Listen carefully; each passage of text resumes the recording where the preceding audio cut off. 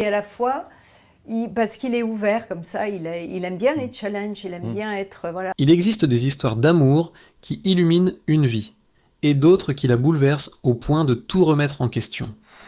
L'histoire que Juliette Binoche a gardée longtemps secrète appartient à cette seconde catégorie. Pendant des années, le public a vu en elle une actrice lumineuse, mystérieuse, presque insaisissable. Sur les écrans, elle semblait toujours maîtriser ses émotions avec une élégance rare. Elle incarnait des femmes profondes, fragiles et fortes à la fois. Mais derrière cette image calme se cachait une histoire dont elle parlait très peu, une histoire d'amour si intense qu'elle a fini par lui faire peur. Un jour, bien des années plus tard, Juliette Binoche prononce une phrase qui surprend profondément ceux qui l'écoutent. « Je suis partie pour ne pas mourir d'amour ». Ce n'était pas une formule poétique, c'était la vérité. La vérité d'une femme qui avait compris que l'amour peut parfois devenir trop puissant au point de menacer l'équilibre même d'une vie. Car certaines relations ne ressemblent pas aux histoires romantiques que l'on imagine. Au début, elles paraissent exceptionnelles, presque magiques. Deux êtres se comprennent instinctivement, partagent les mêmes émotions, les mêmes élans, la même vision du monde. Mais peu à peu, cette fusion peut devenir étouffante. On aime tellement l'autre qu'on finit par s'oublier soi-même. Pendant longtemps, Juliette Binoche n'a presque jamais raconté cette période de sa vie. Lorsqu'on évoquait cet homme dans une interview, elle répondait brièvement, puis changeait de sujet, comme si ce passé appartenait à une autre époque. Mais le passé ne disparaît jamais complètement. Il reste dans les silences, dans les souvenirs, parfois même dans les rôles que l'on choisit d'interpréter. Et dans le cas de Juliette Binoche, cette histoire a laissé une empreinte profonde. L'homme dont elle parlait ce jour-là n'était pas un inconnu. Dans le monde du cinéma français, il était déjà considéré comme un réalisateur à part. Certains le décrivaient comme un génie, d'autres comme un artiste mystérieux et imprévisible. Son nom, Léos Carax. Aujourd'hui encore, leur relation fascine ceux qui s'intéressent au cinéma français, car ce qui avait commencé comme une collaboration artistique s'est rapidement transformé en une passion d'une intensité rare. Mais au moment où tout commence, rien ne laisse encore deviner la tempête émotionnelle qui va suivre. Nous sommes à Paris, au milieu des années 1980. Le cinéma français traverse alors une période de grande liberté créative. Une nouvelle génération d'artistes cherche à inventer d'autres formes de cinéma, plus audacieuses, plus personnelles. C'est dans ce contexte qu'apparaît une jeune actrice de 23 ans, Juliette Binoche. Elle n'est pas encore célèbre, mais ceux qui la rencontrent remarquent immédiatement quelque chose d'unique chez elle. Une présence douce, presque fragile, mais traversée par une intensité qui attire l'attention. Au même moment, dans ce même milieu artistique, un jeune réalisateur commence à se faire remarquer. Discret, parfois silencieux, il possède déjà une réputation particulière dans les cercles du cinéma. Cet homme, c'est Léos Carax. Lorsque leurs chemins vont se croiser pour la première fois, personne ne peut encore imaginer que cette rencontre va changer leur vie. Car ce qui devait être au départ une simple collaboration artistique va bientôt se transformer en une relation d'une intensité presque impossible à contrôler. Et c'est précisément à partir de cette rencontre que l'histoire de Juliette Binoche va prendre une direction inattendue. Mais pour comprendre comment cette passion est née, il faut revenir au moment exact où leurs regards se sont croisés pour la première fois. Avant de devenir l'une des actrices les plus respectées du cinéma mondial, Juliette Binoche est d'abord une jeune femme sensible, presque discrète, qui cherche simplement sa place dans un univers artistique exigeant. Elle grandit dans une famille liée au théâtre. Ses parents sont tous les deux comédiens, mais leur relation est fragile et instable. Très tôt, le couple se sépare. Juliette et sa sœur passent une partie de leur enfance dans des internats. Cette période marque profondément la jeune fille. Elle développe très vite une grande sensibilité, une manière particulière d'observer les gens, les émotions, les silences. Plus tard, elle dira souvent que cette enfance l'a rendue à la fois fragile et curieuse du monde intérieur des autres. Le théâtre devient alors un refuge. Sur scène, Juliette découvre quelque chose qui lui paraît presque naturel. La possibilité d'exprimer ce que l'on ressent sans avoir besoin de l'expliquer. Elle comprend rapidement que jouer n'est pas seulement un métier pour elle, c'est une manière de comprendre la vie, les relations, les blessures humaines. Au début des années 1980, elle commence à apparaître dans quelques films. Sa carrière avance lentement, mais ceux qui travaillent avec elle remarquent déjà quelque chose d'unique. Une présence très particulière devant la caméra. Elle ne joue pas seulement un personnage, elle semble l'habiter entièrement. À cette époque, Juliette Binoche n'est pas encore une star. Elle apprend, elle observe, elle cherche sa voie. Elle est encore loin d'imaginer les récompenses internationales qui l'attendent plus tard. Pendant ce temps, dans le même pari artistique, un jeune réalisateur commence lui aussi à attirer l'attention. Son nom circule déjà dans certains milieux du cinéma. On parle d'un talent rare, d'un esprit créatif hors norme, mais on parle aussi d'un homme mystérieux, difficile à cerner, qui travaille avec une intensité presque obsessionnelle. Cet homme s'appelle Léos Carax. Dans les cercles artistiques, il possède déjà une réputation particulière. Certains le décrivent comme un prodige du cinéma français. D'autres évoquent par son caractère imprévisible, sa manière radicale de voir le monde et la création. Carax ne réalise pas simplement des films, il construit des univers entiers, parfois déroutants, souvent profondément poétiques. C'est précisément cette intensité qui intrigue Juliette Binoche lorsqu'elle entend parler de lui pour la première fois. Le destin va bientôt les réunir sur un projet de film. À ce moment-là, rien ne semble exceptionnel. Une jeune actrice rencontre un jeune réalisateur. Une collaboration artistique commence. Mais dès les premiers instants, quelque chose d'étrange se produit. Ce n'est pas une attirance immédiate comme dans les histoires romantiques tout classiques, c'est plutôt une forme de reconnaissance silencieuse, comme si chacun percevait chez l'autre une sensibilité proche de la sienne. Juliette entre alors dans l'univers de Carax. Un univers intense, passionné, parfois déroutant. Un univers où le cinéma n'est pas simplement un travail, mais une manière de vivre et de ressentir le monde. Très vite, leur relation dépasse le cadre professionnel.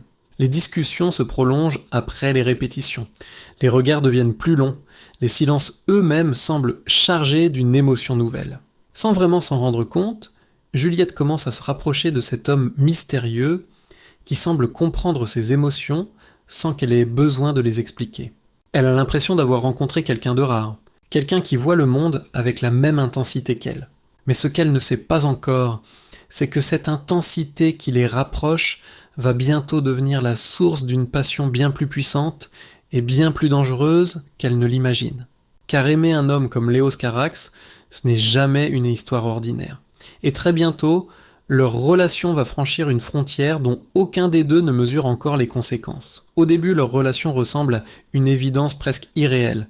Juliette Binoche et Léos Carax semblent appartenir au même univers intérieur, comme si leur sensibilité s'était reconnue immédiatement. Très vite, leur lien dépasse le cadre d'une simple collaboration artistique. Entre eux, le cinéma et la vie commencent à se confondre. Sur le tournage de Mauvais Sang, cette proximité devient évidente. Les regards échangés entre eux ne sont plus seulement ceux d'une actrice et d'un réalisateur. Il y a une intensité particulière, une tension presque invisible que ceux qui les entourent commencent à ressentir.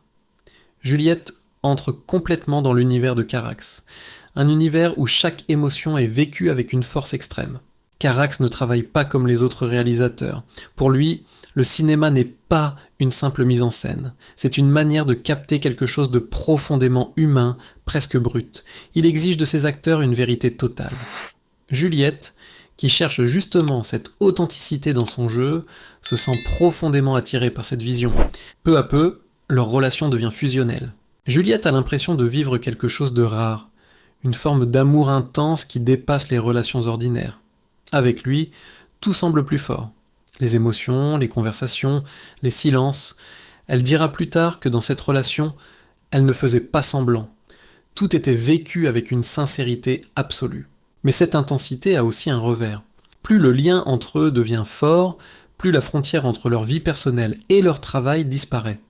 Le cinéma devient le prolongement de leur relation, et leur relation devient une matière artistique. Sur les plateaux de tournage, ils ne jouent plus seulement des scènes, ils exposent une part très intime d'eux-mêmes. Lorsque commence le projet du film Les Amants du Pont-Neuf, cette fusion atteint un niveau encore plus profond. Le film lui-même raconte l'histoire de deux êtres marginaux qui s'aiment avec une passion presque destructrice. Peu à peu, certains membres de l'équipe ont l'impression que la fiction et la réalité se mélangent. Entre Juliette et Carax, les émotions deviennent de plus en plus intenses. Au début, cela ressemble à une aventure extraordinaire. Deux artistes qui se comprennent, qui créent ensemble, qui vivent une passion hors du commun. Mais avec le temps, Juliette commence à sentir que cet amour exige d'elle plus qu'elle ne l'avait imaginé. Carax est un homme imprévisible, parfois silencieux, parfois entièrement absorbé par ses idées, il peut se montrer d'une exigence extrême dans son travail. Son univers est fascinant, mais il peut aussi devenir étouffant pour ceux qui s'en approchent trop. Juliette, elle, donne tout. Elle s'investit émotionnellement, artistiquement, personnellement, elle croit profondément à cet amour et à cette création commune. Mais peu à peu, quelque chose change en elle. Elle commence à ressentir une fatigue étrange, difficile à expliquer. Ce n'est pas seulement la fatigue du travail, c'est une sensation plus profonde, comme si cette relation absorbait peu à peu toute son énergie. Avec lui, elle se sent intensément vivante, mais loin de lui, elle ne sait plus très bien qui elle est. Cette prise de conscience arrive lentement, presque imperceptiblement. Au début, Juliette ne veut pas la voir. Elle continue d'aimer, de croire, de suivre ce mouvement passionné qui semble impossible à arrêter. Mais une question commence à apparaître dans son esprit. Peut-on aimer quelqu'un sans finir par se perdre soi-même? C'est à ce moment précis que leur histoire va entrer dans une phase beaucoup plus sombre. Car le tournage du film Les Amants du Pont-Neuf, qui devait être une aventure artistique exceptionnelle, va bientôt se transformer en une épreuve éprouvante pour tout le monde, et surtout pour eux deux. Au départ, Les Amants du Pont-Neuf devait être un film audacieux, presque poétique. Léo Carax voulait créer une œuvre différente, un film libre qui raconterait l'amour de deux êtres perdus dans le Paris nocturne. Sur le papier, le projet était fascinant. Mais très vite, la réalité du tournage va transformer cette aventure artistique en une épreuve inattendue. Les mois passent, et le film devient de plus en plus difficile à produire. Le budget augmente, les délais s'allongent, les conditions de tournage deviennent épuisantes pour toute l'équipe. On parle déjà dans la presse d'un projet compliqué, presque impossible à terminer. Pour recréer certaines scènes, une reproduction entière du Pont-Neuf est même construite, ce qui alimente encore les critiques et les tensions autour du film. Au milieu de ce chaos, Juliette Binoche et Léos Carax continuent d'avancer, comme emportés par une énergie qu'ils ne contrôlent plus vraiment. Le problème, c'est que le film qu'ils tournent raconte justement une histoire d'amour extrême, presque destructrice. Et peu à peu, la frontière entre la fiction et la réalité devient de plus en plus floue. Sur le plateau, Juliette ne joue plus simplement un personnage, elle vit chaque scène avec une intensité totale. Carax, de son côté, cherche sans cesse à atteindre une vérité émotionnelle parfaite. Il recommence les prises, pousse les acteurs plus loin, exige toujours davantage. Cette exigence artistique devient une obsession. Les journées de tournage sont longues, parfois interminables. L'atmosphère devient lourde. Certains membres de l'équipe parlent d'une tension permanente, comme si quelque chose pouvait se briser à tout moment. Juliette continue de donner le meilleur d'elle-même. Elle croit profondément en ce film et en l'homme qui le réalise. Mais à l'intérieur, quelque chose commence à se fissurer. La fatigue qu'elle ressent n'est plus seulement physique. C'est une fatigue plus intime, plus silencieuse. Elle commence à sentir qu'elle se perd dans cette relation qui occupe toute sa vie.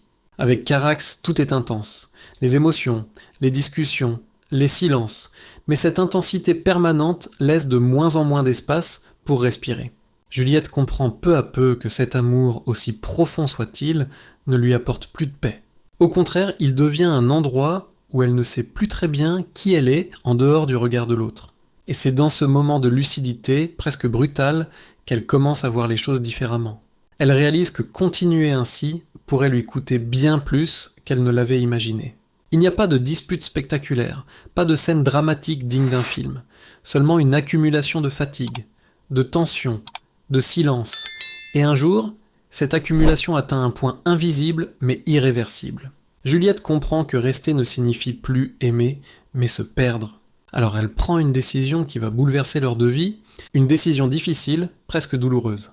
Elle décide de partir. Plus tard, elle résumera ce moment avec une phrase d'une simplicité désarmante. « Je suis partie pour ne pas mourir d'amour. » Mais partir ne signifie pas oublier. Lorsque Juliette Binoche décide de partir, elle sait que sa vie ne sera plus jamais tout à fait la même. La séparation avec Léos Carax ne ressemble pas à une rupture ordinaire. Ce n'est pas seulement la fin d'une relation amoureuse. C'est la fin d'un monde qu'ils avaient construit ensemble, un univers où l'amour, l'art et la création étaient complètement entremêlés. Au début, il y a un vide, un silence presque étrange, après des années d'intensité. Juliette continue à travailler, à tourner des films, à avancer comme si tout reprenait son cours normal. De l'extérieur, rien ne semble avoir changé. Le public voit toujours la même actrice élégante, concentrée, profondément investie dans son métier. Mais à l'intérieur, quelque chose s'est déplacé. On ne quitte pas un amour comme celui qu'elle a vécu sans en garder la trace. Cette histoire reste présente, parfois de manière discrète, presque invisible. Elle réapparaît dans certains souvenirs, dans certains regards, dans ces moments de solitude qui suivent les tournages ou les festivals. Juliette ne cherche pas à effacer ce passé. Elle comprend peu à peu que certaines relations ne disparaissent jamais complètement, elles changent simplement de place dans notre vie. C'est peut-être pour cette raison que ces rôles prennent alors une dimension nouvelle. Dans les années qui suivent, Juliette Binoche incarne des personnages de plus en plus profonds, marqués par une émotion authentique. Dans Trois couleurs, Bleu, dans Le patient anglais, ou plus tard dans Chocolat, elle ne se contente pas de jouer un rôle. Elle semble traverser les émotions de ses personnages avec une vérité bouleversante. Les critiques parlent d'une actrice habitée, d'une présence rare à l'écran. Beaucoup admirent son intensité, sans toujours savoir d'où elle vient. Car derrière ses performances se cache une expérience intime, une histoire qui a transformé sa manière de ressentir le monde. Pendant un long moment, Juliette reste prudente dans sa vie personnelle. Elle ne ferme pas son cœur à l'amour, mais elle garde une certaine distance, comme si une partie d'elle observait désormais les choses avec plus de recul. Elle a appris à quel point une passion peut être magnifique et en même temps fragile. Les années passent, la carrière de Juliette Binoche devient internationale. Elle travaille avec de grands réalisateurs, voyage, reçoit des récompenses prestigieuses. Son talent est reconnu dans le monde entier. Et pourtant, quelque part dans sa mémoire, cette histoire continue d'exister. Un jour, presque par hasard, leurs chemins se croisent à nouveau lors d'un événement du cinéma. Une soirée, un festival, un lieu rempli de visages familiers. Au milieu de la foule, leurs regards se rencontrent. Il n'y a pas de scène spectaculaire, pas de conversation longue, seulement un regard. Un regard qui contient tout ce qu'ils ont été, tout ce qu'ils ont vécu et tout ce qu'ils ne seront plus jamais. Pendant un instant, le temps semble suspendu, mais ils savent tous les deux que cette époque appartient désormais au passé. Ils ont changé, ils ont avancé, chacun de leur côté. Juliette ne cherche pas à revenir en arrière. Elle comprend que certaines histoires n'ont pas besoin de reprendre pour continuer d'exister. Elles font simplement partie de ce que nous sommes devenus. Avec les années, cette douleur s'est transformée. Elle n'a pas disparu, mais elle s'est apaisée. Elle est devenue une mémoire, une expérience, une part de sa propre histoire. Et c'est peut-être cela, finalement, la véritable maturité. Accepter que certaines pages de notre vie restent ouvertes sans pour autant nous empêcher d'écrire la suite. Mais pendant longtemps, Juliette Binoche a choisi de garder cette histoire pour elle. Jusqu'au jour où, bien des années plus tard, elle décide enfin de parler. Et lorsque cette confession arrive, elle bouleverse profondément ceux qui l'écoutent. Sous les lumières du plateau, dans une atmosphère calme, la conversation revient une fois de plus sur cette période de sa vie. Cette fois, Juliette ne détourne pas la question. Sa voix reste douce, posée, presque fragile. Mais ses mots sont d'une sincérité inattendue. Elle reconnaît alors qu'elle a aimé au point de s'oublier elle-même. Elle explique que cette relation l'a profondément transformée, qu'elle lui a appris à quel point l'amour peut être puissant, mais aussi à quel point il peut devenir dangereux lorsqu'il efface peu à peu ce que l'on est. Et c'est là qu'elle prononce cette phrase qui marque les esprits. « Je suis partie pour ne pas mourir d'amour ». Il n'y a ni colère ni regret spectaculaire dans ces mots, seulement une lucidité tranquille. Une femme qui regarde son passé avec distance et qui comprend enfin ce qu'il lui a appris. Cette confession touche profondément le public, parce qu'à cet instant, l'icône du cinéma devient simplement humaine. Derrière la comédienne admirée apparaît une femme qui a connu les doutes, la peur de se perdre et le courage de recommencer. Juliette Binoche ne cherche pas à réécrire cette histoire ni à l'effacer. Elle explique simplement qu'avec le temps, elle a appris à vivre avec cette expérience. Guérir, dit-elle, ne signifie pas oublier. Cela signifie accepter que certaines rencontres marquent une vie entière. Aujourd'hui, elle semble avancer avec une forme de sérénité nouvelle. Non pas parce que le passé a disparu, mais parce qu'il a trouvé sa place. Et peut-être que cette histoire nous rappelle quelque chose d'universel. Certaines amours ne durent pas toute une vie, mais elles nous changent de pour toujours. Alors, une question reste en suspens. Peut-on vraiment tourner la page d'un amour qui nous a transformés ? Ou apprend-on simplement à vivre avec lui quelque part au fond de soi? Si cette histoire vous a touché, dites-moi en commentaire. Avez-vous déjà vécu un amour qui a changé votre vie, même après sa fin? Et si vous aimez découvrir les histoires vraies et profondes derrière les grandes figures du cinéma, pensez à aimer la vidéo, la partager et vous abonner pour ne rien manquer des prochains récits.